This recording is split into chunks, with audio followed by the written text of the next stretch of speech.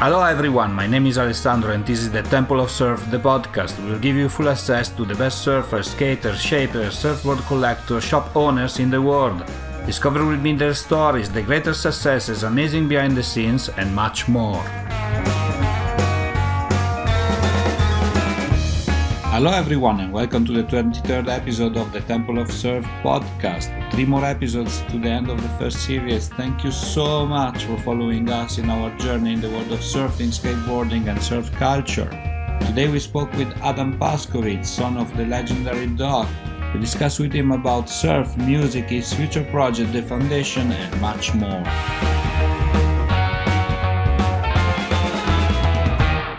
Hi Adam and welcome to the show. Where are you today? I am in Southern California. We're just coming out here in Orange County. We're coming out of the lockdown. This is a long time that we've been in a house in the last 10 years. So it's weird, but we're trying to be responsible to some degree. And the second stage lockdown is changing here in Southern California, Orange County. And so, it's good to get out and kind of, get our sea legs back together because we haven't been in the water for freaking 3 months. It's crazy. Oh, wow. It's kind of cabin fever, right? You need a certain point to go out. Yeah, it's just weird, especially for my kids, that they've never been a part of that whole online and computers and all that. And now they're just sitting, just like watching the, streaming, and it feels very weird. I feel like caged birds. My daughter walks around like in circles. She paces in circles outside because she just wants to do something. And, it reminds me of how unhealthy and sedentary like suburban life is. It's crazy. We cannot do it. So today we're going to talk about surfboards, surfing, your future projects. But the first question that I have for you is, in your opinion, what is the most important thing in surfing? Well, I sort of am of the belief that there's several new guys right now that are trying to bring back what I call just like the classic aloha-ness of surfing, and there are so many now. My dad was surfing in Southern California in the 30s when there were 5 or 6 guys on the entire coast. Today, there's upwards of 25 million surfers, but the beaches are the same size. And so I think that if you don't have the spirit, I think that can be a very difficult sport for a person. It's not like the mountain. It's not organized. When you're in the water, it's all individual of one. And each person's experience is their experience. And so everyone's sort of scratching for their own waves. And I think that the primary element of surfing is to surf with aloha. And that's a Hawaiian word, and it means like have a sort of a kind spirit and like a golden rule. But that gets lost, it really does get lost. Yeah, also, as you said, there are so many people and not necessarily all of them, they know what are the rules or what means respect, or since they ignore it, they must think it's fine, right? So yeah, and I also think we're realizing that waves are rare and waves are worth protecting. Waves are worth fighting for sometimes, I mean, that's the honest truth. I hate to say that, but I think in the day we always looked at the unlimited nature of surfing and the unlimited nature of wave. And I was just looking at some stuff from Koa and Rothman, and you look at how many guys are out on a given day at any of the North Shore, and you see how a good wave is rare. Yeah, it's hard to get. So I appreciate people. They get in beef and scraps and stuff. And, we packed out, the exponentiality of people and waves, and there's just not enough room for all of us out there. And so, you could be the best surfer in the world and still just end up in the wrong place at the wrong time. And, it can be brutal, especially if people are just out of it. It's crazy right now because they've all been locked in, and now they're Yeah. hitting the water, and it's just like a mad zone. I was talking a couple of days ago with Drew Brophy, the surf artist. Yeah, I know him.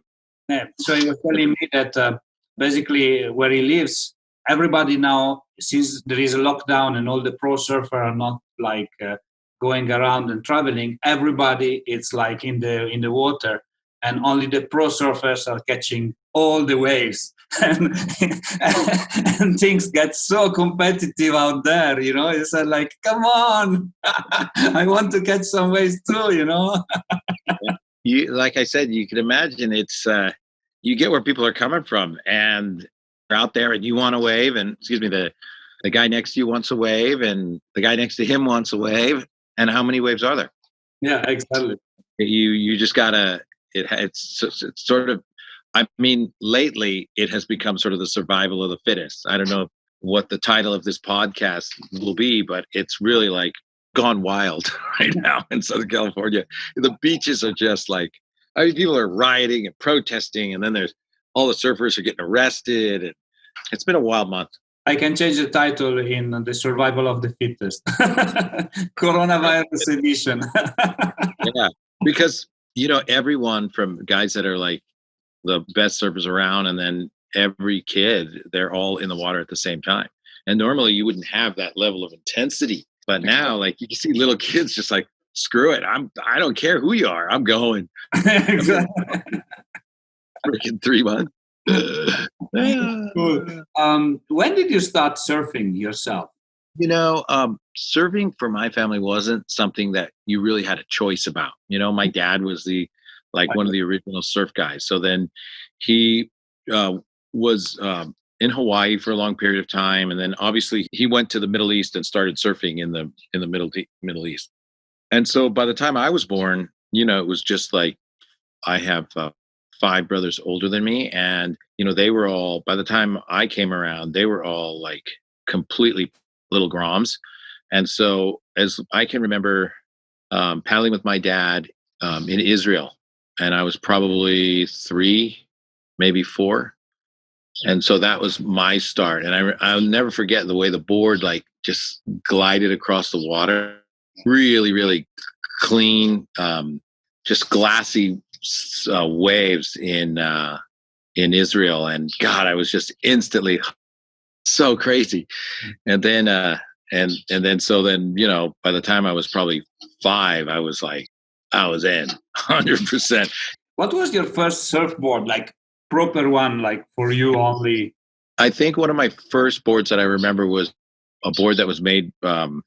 One of the IPAs, I had an IPA that Ben IPA loaned me at Rocky Point. I think I was like 7 years old.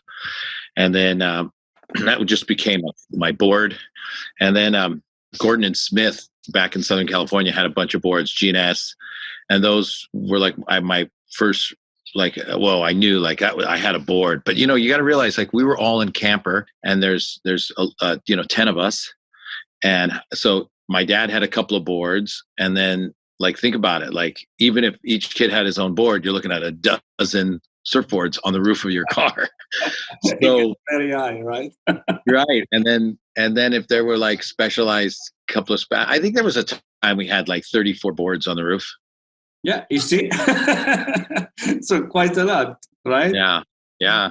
And you still have one of those surfboard, like the one that you started with, you still carried with you, or those were lost? No. I wish. I've had Dale Velzy's like this legendary shaper and just mad. We developed a friendship, and my brother Izzy, when we were competing against each other in the longboard division, Izzy was with Hobie, and all the boards were made by Hobie. And so he had great boards made by Danny Bronner and all those guys. And so the Hawk and Velzy started making me boards. And I mean, I must have had a dozen boards from Velzy, and I don't have not even one of those boards I have remaining. And he used to make me the most elaborate, crazy things. We'd make longboards without stringers, and then he'd put ping pong balls infused with helium, and man, he was wild. Like we had a really great experience. There was like a 2-season competitive thing that Hobie versus me and the Hawk, and it was rad. It was so great. I'll never forget. But I wish I had some. I had an amazing 11-foot skip fry that I don't have anymore. I can't even believe all the town and countries and all the Hawaiian boards I had. And then sometime in like the early 80s, when we were in Hawaii, my brother David and I started making our own surfboards. My dad was like, you can't be a great surfer unless you can make your own surfboards. So, I was in the HSA, surfing in all those contests. And we started making our own boards, and I'll never forget, like we had a great name. Like we had just a really cool little brand that we started, and it just got so popular so fast. We were like, oh, we quit. Like people started buying our boards, and we asked my dad, what do you think we should sell our boards for? And he was like, this would be the most expensive surfboard in the world. So we're like, okay, it's $500. Oh. Like, and it was unheard of, like $500. And we thought no one will buy them at that price. And then we just kept selling. It's just like, we went from surfers to being like we were child labor working all day and like into the night on completing all these board orders. And we never thought to like go get help. Like, screw it, we quit. And I was like really deeply in the Hawaiian Surf Association in the contest. So all I cared about was winning contests, and like having to make boards seemed like it was a pain in the neck.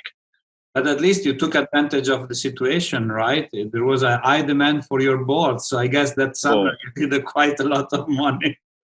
Yeah. I mean, we made a serious amount of money in one summer, but we realized like how hard it is to consistently like, put them out. As a little kid, it was like, for me at least, I had so much pressure, and surfing in the Hawaiian contest that I didn't really have the time to dedicate myself to finishing some, little kid's board.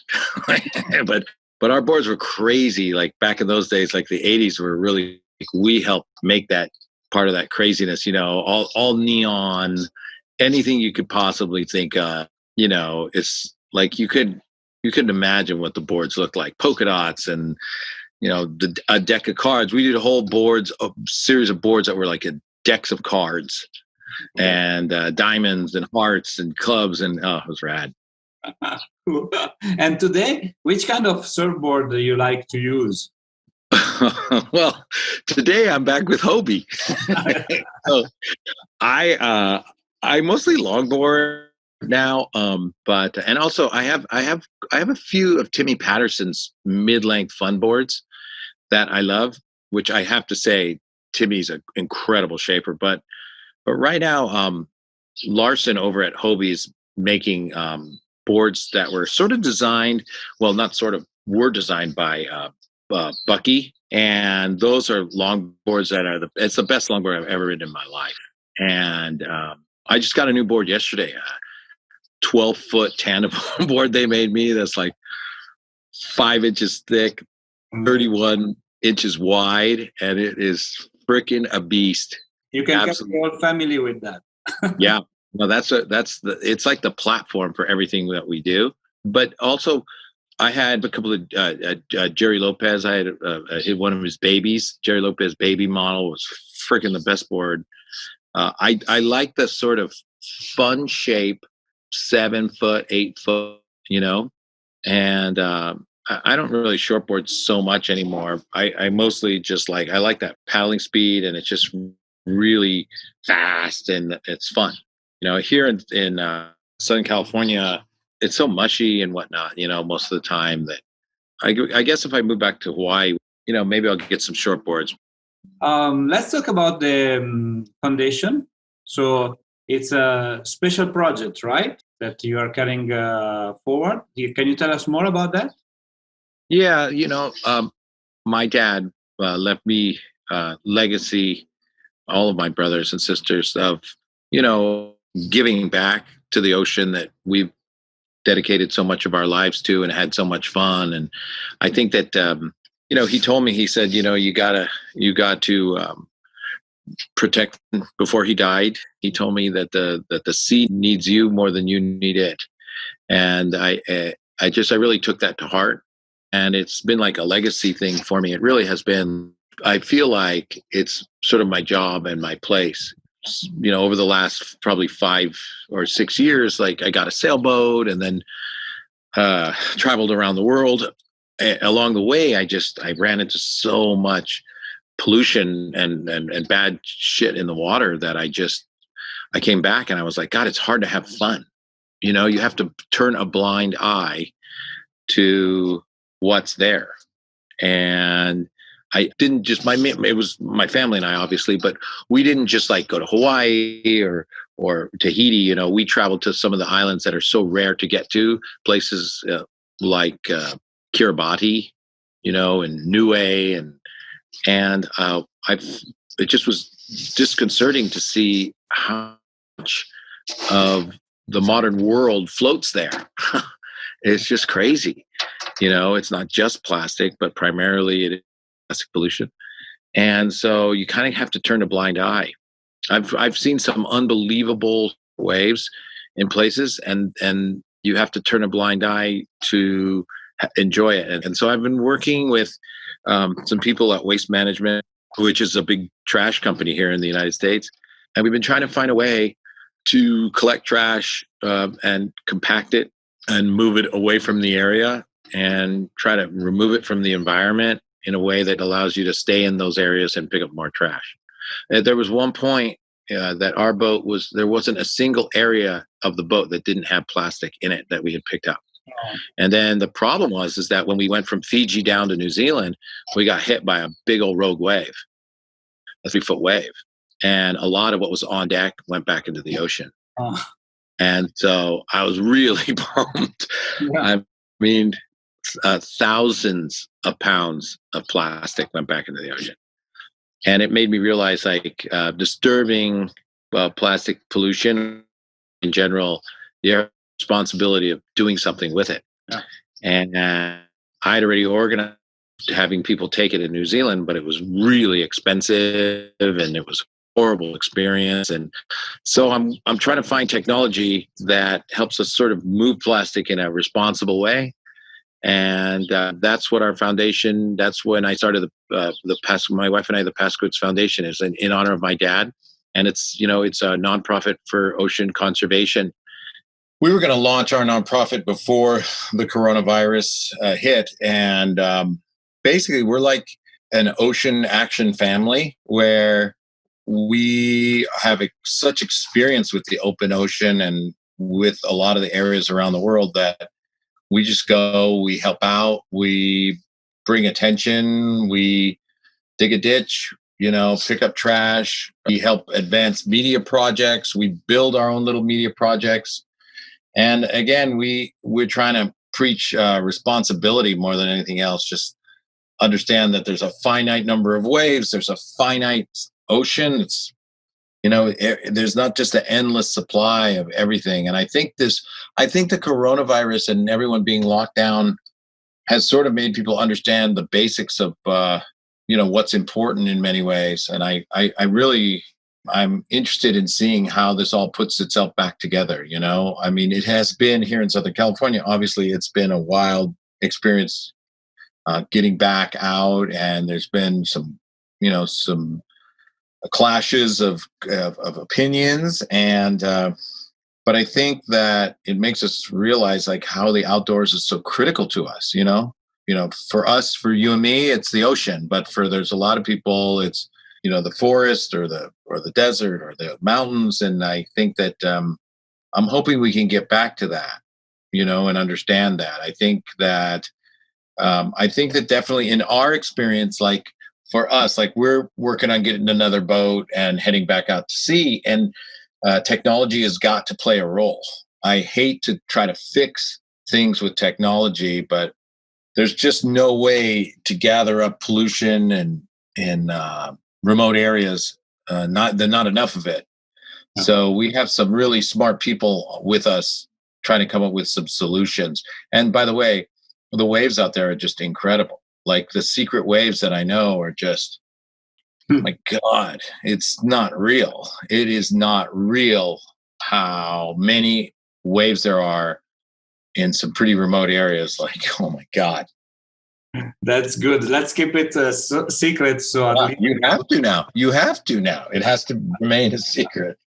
Cool. Well, I agree with you. I guess like with the lockdown and coronavirus, maybe made us more appreciating more what we lost for a couple of months, and then maybe people finally will realize how important are the little things and to preserve them. And so how people can help you with the foundation? Well, right now we're sort of, organizing, behind the scenes. We'll launch and we'll let people know where they can donate their time. And we do a number of pickups in Southern California. That's how this all started. Was basically my dad was like, even from an early age, he taught us that when you go to the beach, you leave it cleaner than you found it. And so even as little kids, we would always have to pick up trash at the beach. Today, trash is plastic pollution. And so me and my kids, we have picked up tons over the last 5 years, tons of plastic from the beaches. And so we'll organize that and people will find us and we'll find them. Right now, we're looking at platforms, boat platforms, to find better and better ways to get to some of these areas where nobody has ever picked up the trash. And as I say, the coronavirus kind of put a wrench in that a little bit, but maybe it's going to enlighten people to protect what they love. You have to protect what you love. And we're surfers, and it's funny, sometimes surfers have a real blind spot to the problems in the ocean. It's only now are surfers waking up to the understanding, holy mackerel, like there's some problems. Surfers have, notoriously been, it's strange, even growing up, all the guys that I know, we never talked about like, some of the problems that the oceans have now, overfishing and the things we've seen. It's just horrible. Stuff that we've seen out at sea and traveling the ocean, it's just terrible. And I'm hoping more and more people get involved. I really am. And that's sort of my legacy for me and to my son, Doc. My son's name is Doc. My dad's name was Doc. And I sort of feel like that's my family legacy as a Paskowitz, Yeah. It's my responsibility. It's important. And also, I would say there is also a need of coordination among all the different activities, initiatives from different people, right? Because, and maybe the foundation can take a role into coordinating different institutions that are, or associations that today are doing quite a lot, but maybe all together we can do more for the ocean, for all the problems related to ocean pollution, and as you said, overfishing and waste management and all this. So I really hope to hear in the future a lot of crazy good stories about the ocean and the project. You said before about your father and the legacy that your father gave to you, like the ocean needs you more than you need him or it, and as you said. And what was the most important teaching that your father gave to you? I think he taught us kids, and I'm teaching my kids the same thing, is that the value of freedom and how the ability to have free movement and to not be stuck in one spot, figuratively or in reality. We get stuck in spots, and we get stuck as human beings in jobs and in relationships and in structures that we can't get out of. Our mind, even without going so far, our mind is the place where we get stuck, right? Yeah, that's really true. And I think that my dad always reminded us that this is your chance in the planet, and that you should find a way to find joy. And my dad used to say, happiness may be the meaning of life. And as I get older and I have kids and stuff, I'm sort of realizing that just the joy of existence can be better than anything. I used to be in a band, and we had, for a brief moment, we had some success, and we got a chance to, at that point, I thought, the best thing in the world would be to like tour with the Rolling Stones, right? And so we did. We went out on tour with them, and the band was awesome, Jagger and Richards and all those guys. And I thought, God, that's the most awesome thing you could ever do. And then, traveling by boat and finding a cove and anchoring in a cove on a rock in the middle of the Pacific Ocean and finding a wave there and just like catching a fish and just being with my kids was way better. Way better. So you see, Peter, the Mick Jagger that was saying, I can get no satisfaction, but I try. And you ended up being in a cove and you got it, right? Yeah. It's like what I thought would make me happy, really, it just was a lot of work and a lot of stress.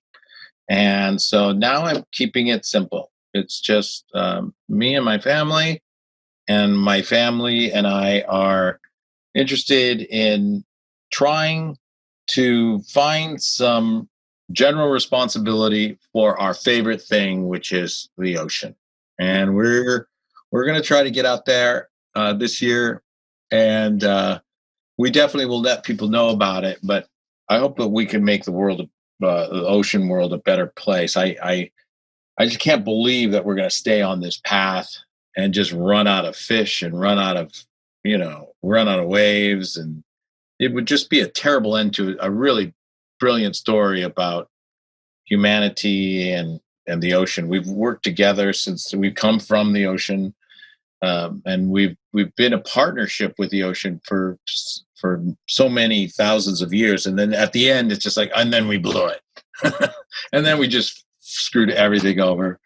But, I guess also Mother Nature will not allow us, like I think she has a way to preserve herself more than we know, right? I hope, because karma's a bitch. Yeah, exactly.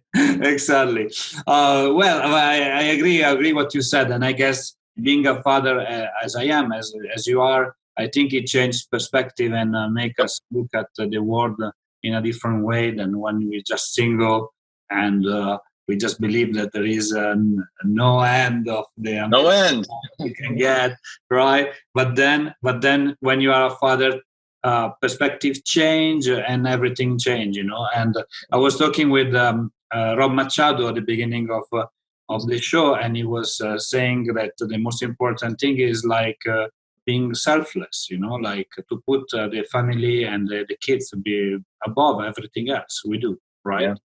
So we're going to finish our interview with a short Q&A session. So please answer the first thing that comes up to your mind, okay? Sure. Go. The best surfboard that you ever ridden? Is Tenno Buckzaster. The best shaper of all time. You cannot say yourself that was the most expensive one. The best shaper of all time.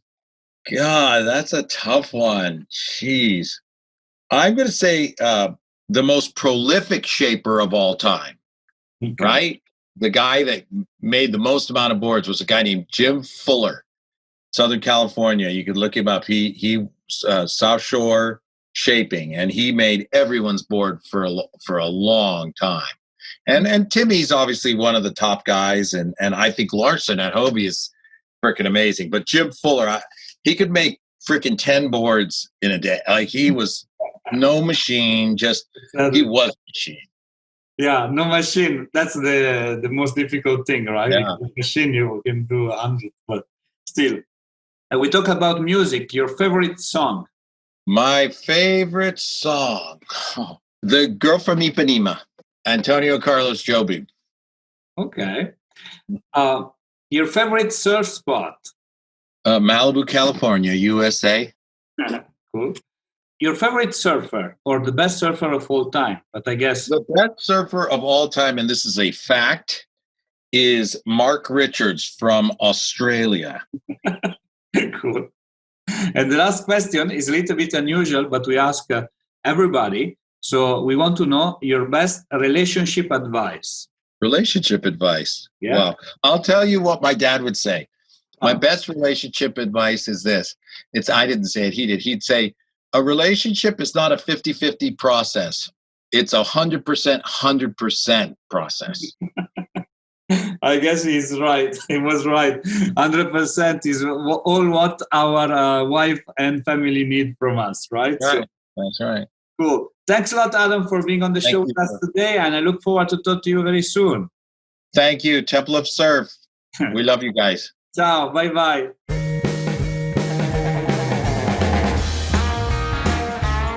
Hi, it's me again. I hope you enjoyed our today's episode. If you want to know more about us, please follow www.templeofsurf.com and all our social media. Mahalo!